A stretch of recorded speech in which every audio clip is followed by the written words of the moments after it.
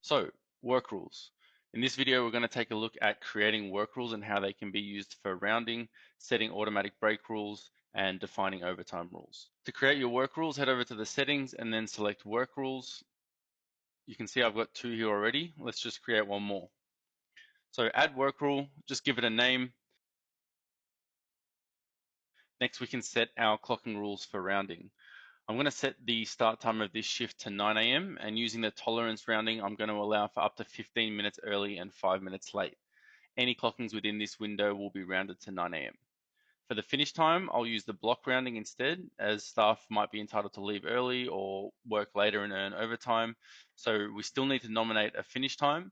However, regardless of when the staff member clocks out, it'll just be rounded to the nearest block size, which I've set to 15 minutes. Next, I can create an automatic break rule.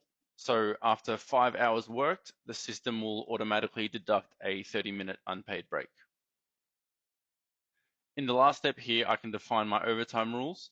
I'm going to set the first 7.5 hours to base hourly, the next 2 hours to overtime 1.5, and then up to the next 5 hours to double time. Now we can just hit next and then save.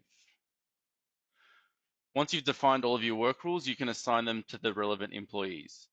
So heading over to the employees menu, each user will have their own work rule defaults. We can either assign the work rule on a fixed basis where only one work rule will be applicable any day and every day this person works, or we can just set it on a scheduled basis, assigning different rules for different days. So to see the work rule we just created in action, let's take a look at a timesheet. So we can see here on the Monday, the user's clocked in at 8:47, which is within that tolerance we set, so it's been rounded to 9 a.m. The 5 past 5 p.m. clocking has been rounded to 5 p.m. It's automatically deducted the 30 minutes for lunch, leaving us with 7.5 hours, which is assigned to my base hourly category. The next day is just showing an example with a longer day worked, so you can see how the overtime ruling has applied there.